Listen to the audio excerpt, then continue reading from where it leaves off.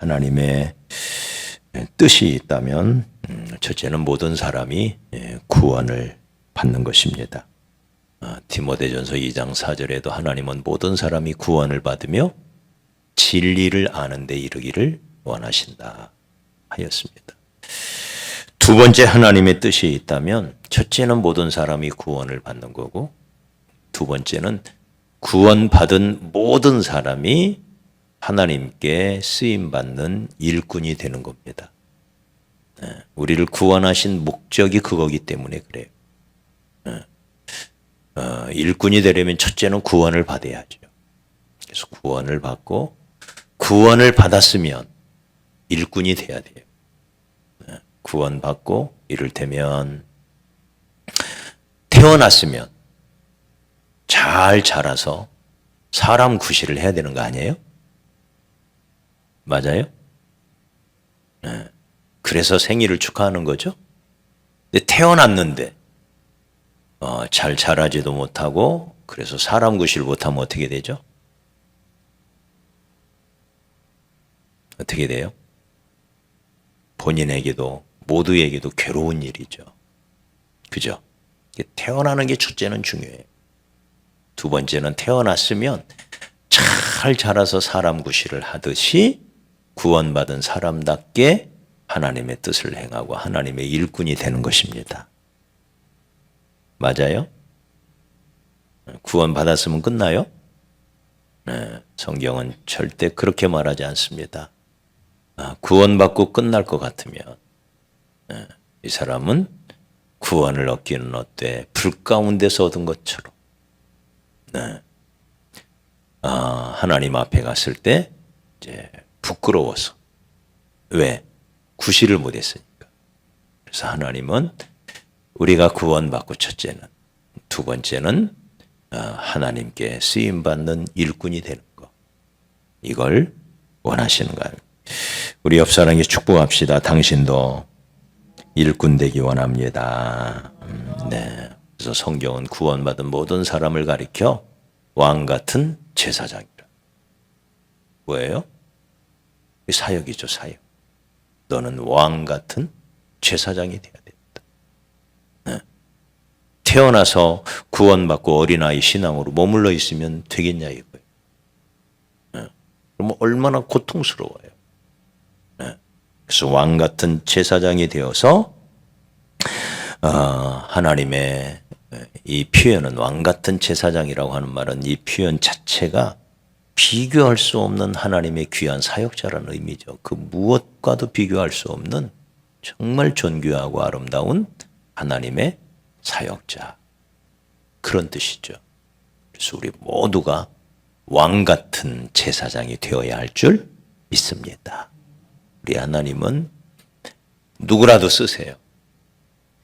80 먹은 모세도 쓰셨죠. 그러나 8살 먹은 요시아도 썼잖아요. 하나님은 나이를 안 따져요. 그러니까 내 나이가 이제 70인데 80인데 우리 그렇게 말하지 맙시다. 모세는 80에 쓰임 받았어요. 80.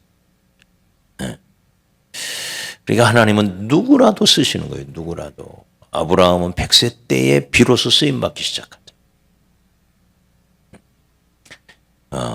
하란을 떠날 때는 76세지만 하나님께로 쓰임 받는 나이는 100세란 말이에요. 그러니까 우리도 절대 나이 탓도 하지 말고 우리 하나님의 살아계심을 믿는다면 하나님은 누구라도 쓴다. 누구라도. 80 먹은 노인도 쓰더라. 막 구원받은 사람도 씁니다. 이를테면 사도 바울이나 베드로나 요한을 보면 구원받자마자 하나님께 부름받자. 구원받자마자 그 자리에서 부름받자. 그래서 사도로 부름을 제자로 부름을 받고 바로 뒤돌아서서 사도 바울 같은 경우 복음을 전하기 시작해요. 구원받자마자. 그러니까 하나님은 신앙 연조가 중요하긴 하지만 신앙 연조를 꼭 따지는 것도 아니더라. 먼저 된 사람이 나중되고 나중된 사람이 먼저 되는 경우가 주님 안에서는 비일비재. 그러니까 절대 신앙 연조도 따질 게 못 되더라. 막 구원받은 사람도 귀히 쓰임받아요. 그러나 오래 신앙생활한 사람도 쓰임받지 못하는 사람들이 많아요. 절대 그런 것에 하나님은 얽매이는 분이 아닌 것 같아요. 육체적인 나이도 하나님은 따지지 않고 신앙 연조도 별로 따지지도 않고 네. 재능이 많냐 적냐 이것도 별로 따지지도 않고. 왜 그러죠? 하나님 앞에 인간의 재능이라는 게 뭐 얼마나 되겠어요? 우리의 능력이라는 게 뭐 얼마나 되겠어요? 하나님께 그거 다 있는데 그런 것도 그런 조건도 따지지를 않고 남녀노소를 불문하고 하나님은 누구라도 모든 사람을 쓰실 수가 있습니다. 그럼에도 불구하고 모두가 쓰임받는 건 아닌 것 같아요. 모두 쓰실 수 있는 분이지만 그러나 모두가 쓰임받는 게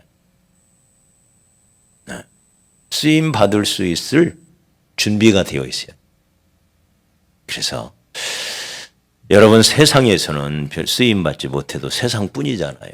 그러나 하나님께 쓰임받지 못하면 우리의 영원한 삶이 여기서 결정되잖아요.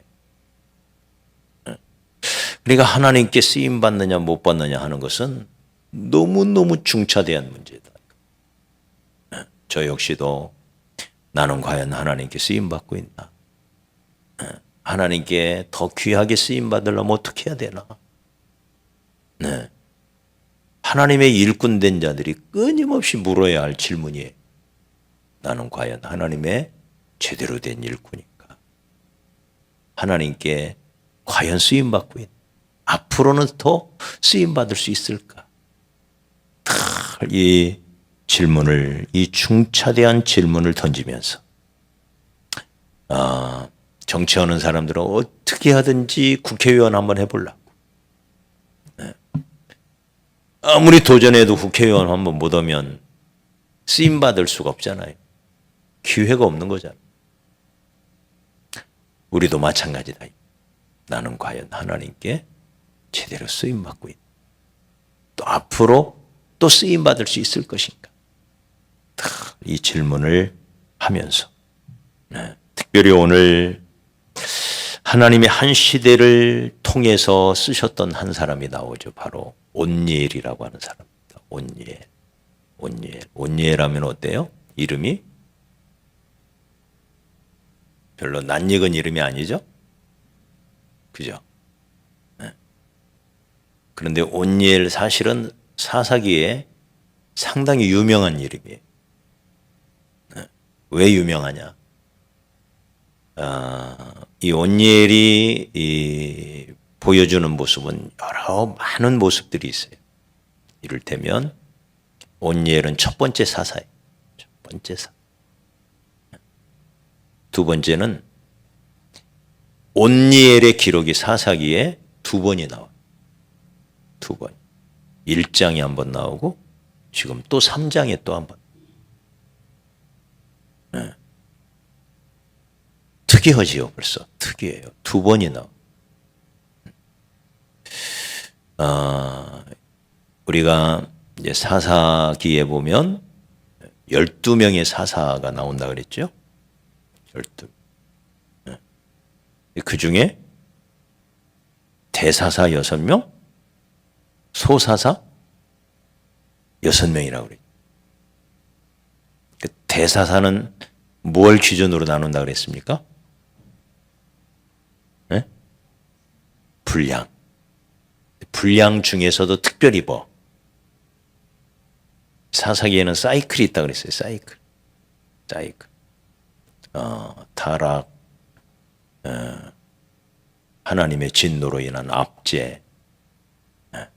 그래서 하나님께 부르짖어 기도하면 하나님이 사사를, 지도자를 일으켜서 승리를 거두고 그리고는 태평성대가 오고 얼마간의 태평성대가 지나면 또 타락하여 우상에게 가고 그럼 하나님이 또 진노하사 이방 왕을 일으켜서 압제하게 만들.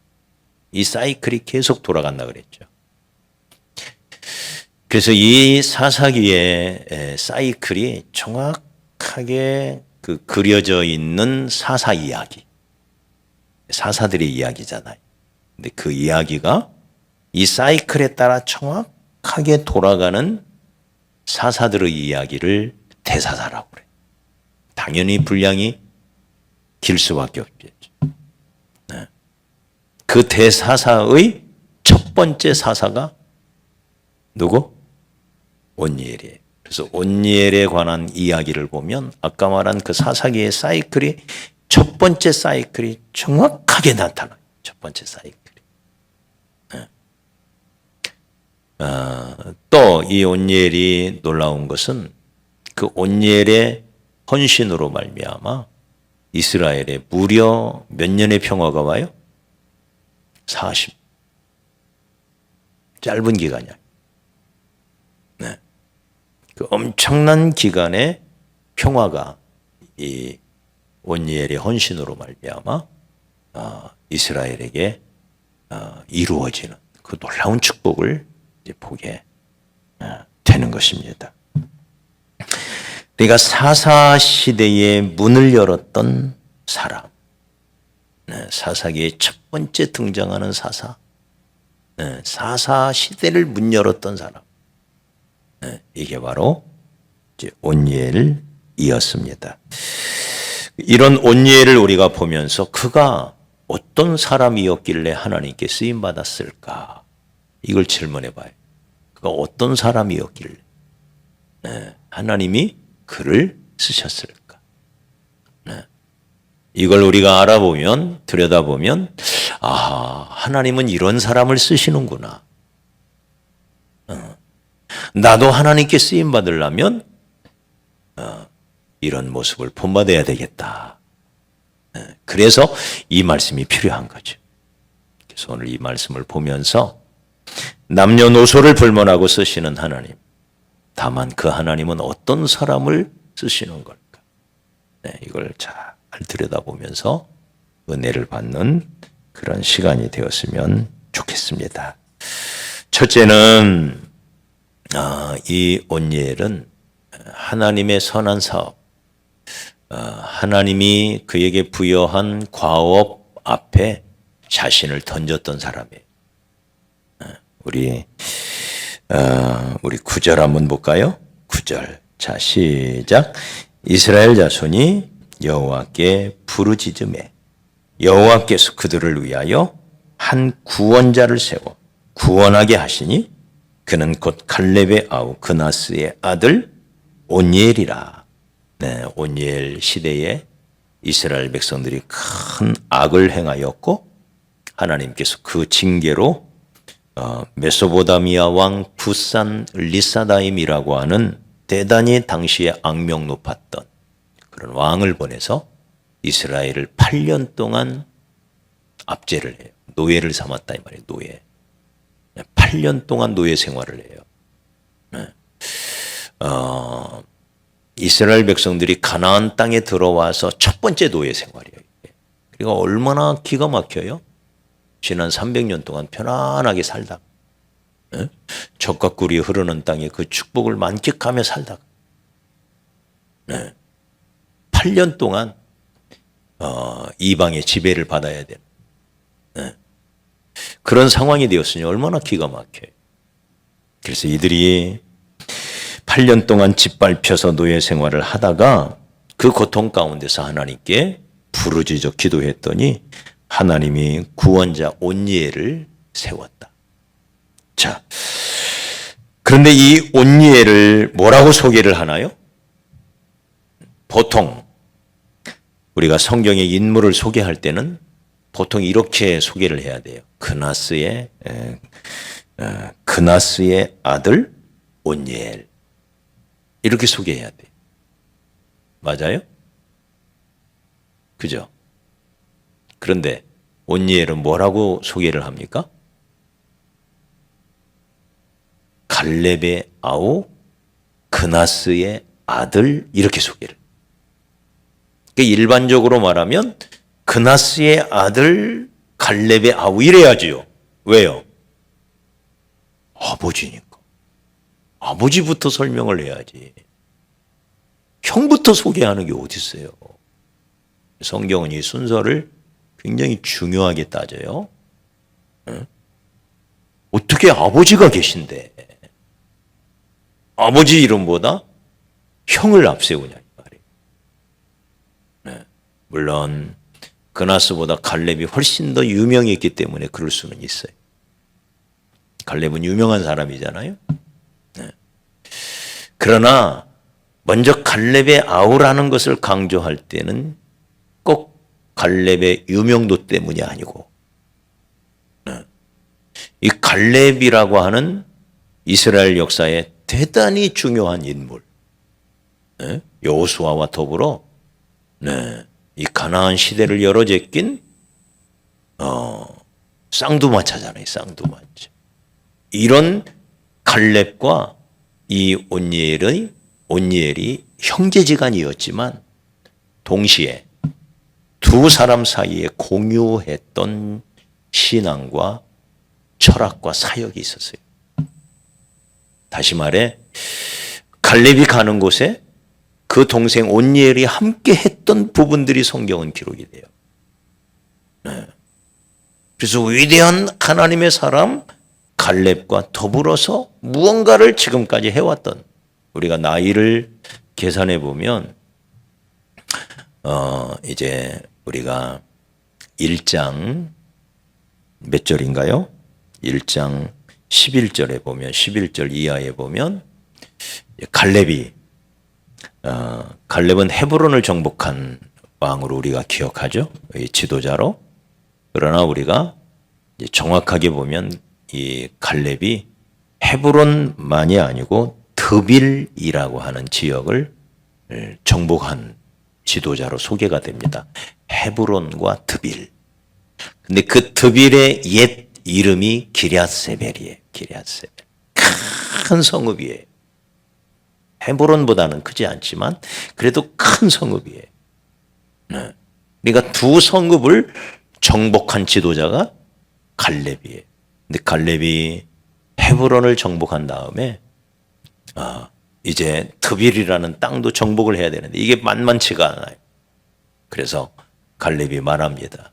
누구든지 앞장서서 저 드빌을 공격하는 자가 있다면, 그래서 드빌을 우리에게로 돌릴 자가 있다면 내 딸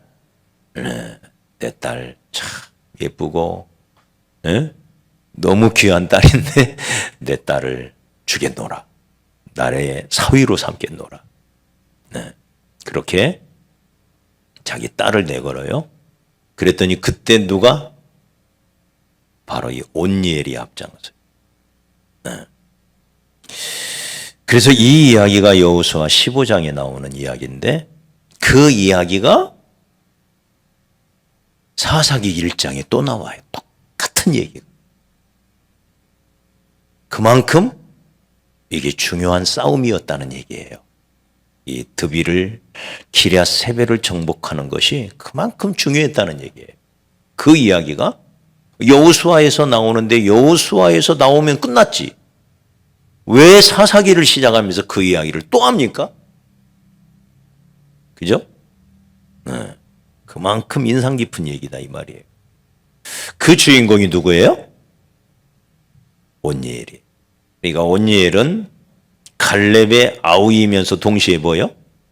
사위요. 무슨 오늘날의 기준으로 따지면 안 맞는 얘기지만 당신은 이 근친 그 결혼이 이제 허용이 됐던 성행했던 시절이에요. 근친 간의 결혼이 자기의 동생이면서 자기의 사위예요. 그 나이 차이를 계산해 보니까 약 30년 정도 차이가 나더라고요. 80세 때 갈렙의 나이가 80세 때 그때 약 50살 정도 먹었던 게 누구? 이게 온니엘이에요. 온니엘. 네. 자, 이 온니엘, 그런 이 온니엘이 어떤 일을 했을까요? 자기 형이 그 말을 했을 때 앞장서서 나가가지고 드비를 공략을 합니다. 그래서 드비를 쳐서 드비를 이스라엘 앞으로 이제 돌려놓는 그런 분이 바로 이 온니엘이라는 거죠. 그러니까 이 온니엘은 자기 앞에 던져졌던, 자기 앞에 놓인 그 과업을 위하여 과감하게 자기를 던질 줄 아는 사람이었어요. 이런 사람을 하나님이 쓰시는 거죠. 천국은 침노하는 자의 것입니다. 안전 위주로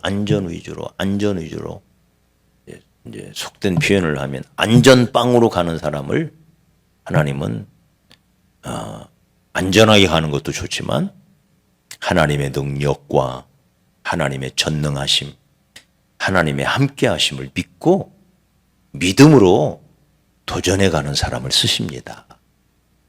이게 우리 하나님의 원리예요. 다 인간적으로 재고 인간적으로만 판단하고 그래서 늘 도마처럼 인간적으로만 계산하고 판단하고 그러면 하나님이 개입할 틈이 없어요. 우리 하나님은 환경을 초월하는 분입니다. 인간의 능력을 초월하는 분이에요. 그걸 우리는 기적이라고 그래요. 늘 안전한 거 좋지만 늘 안전하게 계산해가지고 할 수 있는 만큼 거기에서 못 벗어나면요 믿음의 도전이 없어요. 그래서 과감하게 때로는 도전하고, 그래서 천국은 침노하는 자의 것이라는 말씀이 바로 그 말씀이에요. 하나님의 함께 하심을 믿고 과감하게 믿음의 발걸음을 옮길 수 있어야 되는데 그걸 못하는 거예요. 그건 안 돼. 그건 어려워. 그건 내 경험으로 볼 때 어려워. 여러분, 우리의 지식과 우리의 경험과 우리의 능력, 우리의 환경이라는 이 한계를 언제든지 하나님은 뛰어넘을 수 있는 분이십니다. 성경의 역사가 크고요. 어떻게 이스라엘 백성들이 홍해를 건너, 어떻게 요단을 건너, 인간적으로는 불가능하고, 어떻게 당대 내 세계 최고 애굽과 싸울 수가 있어요? 못하는 거죠. 차라리 목숨이라도 부지하려면 바로에게 머리 조아리고 그렇게 살자고 말하는 사람들이 대부분이에요. 대부분. 그때 하나님이 모세에게 말하죠.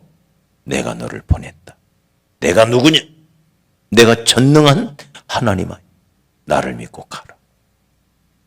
그 말에 순종하여 모세가 간 거예요. 그러자 하나님이 나머지는 해나가시잖아요. 기적들을 베푸시고 말 못하는 모세의 단점을 아시고 말 잘하는 그의 형 아론을 붙여주고 그 손에 지팡이를 들려주고 그래서 하나님이 앞서가시며 그 위대한 기적들을 일으키시면서 결국 이스라엘 백성들을 바로의 손에서 건져내는, 이걸 우리는 믿음의 역사다. 우리 따라합시다. 믿음으로 역사를 이루어가는 사람. 그래서 때로는 하나님의 함께 하심을 믿고 너무 인간적으로만 계산하면 아무것도 못해요. 아무것도. 그런 사람은 그 수준 안에서만 끝나요. 그 수준 안에서. 여러분,